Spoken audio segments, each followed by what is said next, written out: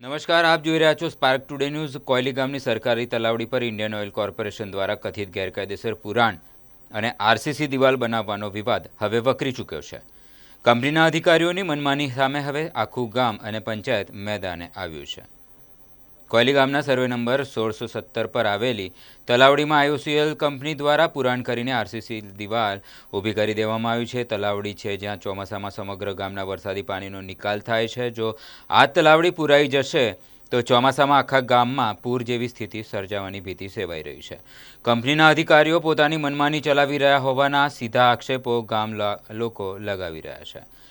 આ મામલે કોયલી ગ્રામ પંચાયતના સરપંચ અને ડેપ્યુટી સરપંચ તાત્કાલિક એક્શન લીધા છે. તેઓએ જવાહરનગર પોલીસ સ્ટેશનમાં આ અંગે લેખિત ફરિયાદ દાખલ કરાવી દીધી છે. એટલું જ નહીં, આ ગંભીર મુદ્દે હવે ટીડીઓ, ડીડીઓ અને વડોદરા કલેક્ટરને રૂબરૂ મળીને આવેદનપત્ર સોંપવાની પણ તૈયારીઓ કરી લેવામાં આવી છે. હવે જોવાનું એ રહેશે કે તંત્ર આ મામલે કેટલી ઝડપથી જાગે છે અને આઈઓસીએલના અધિકારીઓની મનમાની સામે શું પગલાં લેશે. આજ રોજ લોક રજૂઆતને ધ્યાને લઈને અમારા ગામની જે બહાર છે, જે બાપા સીતારામ મંદિર છે તેની બાજુમાં એક તલાવડી હતી અમારી ગામની. ત્યાં અમારે કાચનું પાણી એ બધું ત્યાં એકત્રિત થતું હતું.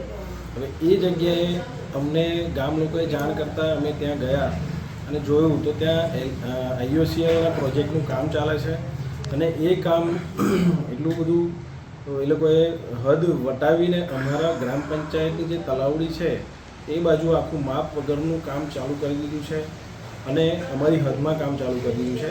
ત્યાં સળિયા સેન્ટિંગ કરીને પાક્કી દિવાલ પેલા આરસીસીની ત્યાં કરી દીધી, ચણી દીધી છે અને અનલીગલી રીતે માટીનું પુરાણ કર્યું છે. જે ઘણી ઊંડી તલાવડી હતી એ પૂરીને અત્યારે ત્યાં હું તમને ફોટોગ્રાફ્સને બધું મારી પાસે વિડીયોને બધું જ છે ત્યાં ઢગલા કરી દીધા છે. જે ગામનું પાણી જવાનો કોઈ રસ્તો જ નથી રહેવા દીધો એ લોકોએ. તો એ અને બીજું કે અમારા ગામની જે તલાવડી છે અમારી કોઈની પરમિશન પંચાયતની નહીં, ગ્રામ પંચાયત, કલેક્ટર શ્રી કે મામલતદાર શ્રી કોઈને પણ જાણ નથી. કોણ જણાવેલ નથી? હા, કોણ જણાવેલ નથી? કોઈને જણાવેલ નથી. આઈઓસીએલે અમને કોઈને જણાવ્યું જ નથી. અને આઈઓસીએલના અધિકારીઓને અમે ફોન કરીને ત્યાં સ્થળ પર બોલાવ્યા શનિવારે. તો એ લોકોએ એવું અમને કીધું કે અમારો સમય પતી ગયો છે અત્યારે નોકરીનો, એટલે અમે અત્યારે નહીં આવી શકીએ, જે છે સોમવારે જોઈ લઈશું. સોમવારે આવ્યા પછી અત્યારે એ લોકો એમના ટાઈમે આવ્યા પછી અમને ફોન કર્યો, અમે ત્યાં ગયા તો જે સંજય પ્રજાપતિ HR ડિપાર્ટમેન્ટમાંથી આવે છે એમને અમને ધમકીભર્યા શબ્દોમાં એવું કીધું પછી કે તમને જે યોગ્ય લાગે એ કરો, તમારે જે કરવું એ કરો, આમાં અમે કશું નહીં કરી શકીએ. એ લોકો કોન્ટ્રાક્ટર પર દોરે છે, કોન્ટ્રાક્ટર આઈઓસીએલ પર દોરે છે. તો હવે અમારે કોની પાસે જવું? એટલે અમે પછી છેલ્લા કાયદેસરના રસ્તા એ કે ભાઈ અમારે પોલીસ સ્ટેશનમાં જાણ કરીશું, કલેક્ટરશ્રીમાં જાણ કરીશું, મામલતદારશ્રીમાં, તાલુકા, જિલ્લામાં બધામાં અમે જાણ કરીશું જે ઉપલા અધિકારીઓ છે તે કે ભાઈ અમારે જે આ અનલીગલી રીતે આ લોકો તલાવડી પૂરી દીધી છે એ અમને અમારા ગામને ન્યાય મળવો જોઈએ. અને revenue survey number survey number 1647 છે. 7/12 આજે કોનું નામ બોલે છે? અત્યારે ગ્રામ પંચાયતનું જ બોલે છે.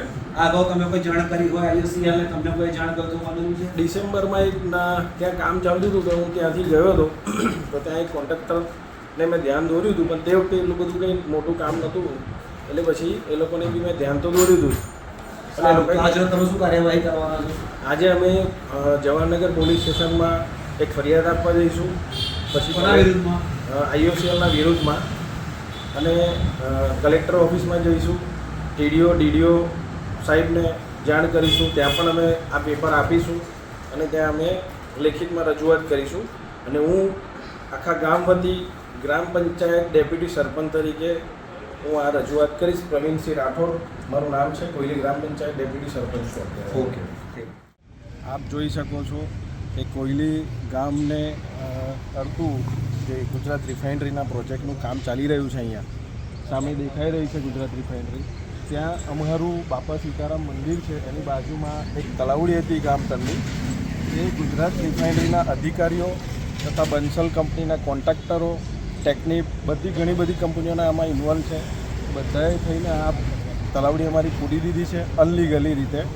નથી કોઈ અમને જાણ કરી પંચાયતમાં, નથી કલેક્ટર જાણતા કે નહીં, કશું નહીં, કોઈ અધિકારીને કશું ખબર જ નથી. આ તો અમને અહીંયા ગ્રામજનો દ્વારા જાણ કરવામાં આવી. અમે અહીંયા સ્થળ તપાસ કરી તો ખબર પડી કે અહીંયા આ રીતનું ચાલી રહ્યું છે. એટલે અમે તાત્કાલિક આવીને કામ બંધ કરાવેલું છે અને IOCL અધિકારીને અમે બોલાવ્યા અહીંયા.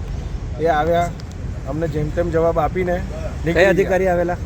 સંજય પ્રજાપતિ HR ડિપાર્ટમેન્ટમાં છે. એ એમને કીધું અમે કે આવું છે તો એ કે સારું તમારે જે કરવું એ કરો.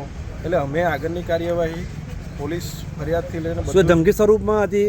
હા, એ ધમકી સ્વરૂપે આપીને ગયા કે ભાઈ એમનું જે બોલવાનો જે એટીટ્યુડ હતો એ રીતના કે ભાઈ તમને જે ફાવે કરો, અમે અમારું કામ. આ કયા સર્વે નંબર હેઠળ આવે છે? 1647 સર્વે નંબર છે. ઓકે, તમે આગળ શું કરવાના છો આ બાબતે? અમે અત્યારે પોલીસ ફરિયાદ કરીશું અને કલેક્ટરમાં, તાલુકા, જિલ્લામાં બધામાં રજૂઆત કરીશું, TDO સાહેબ અને DDO સાહેબ.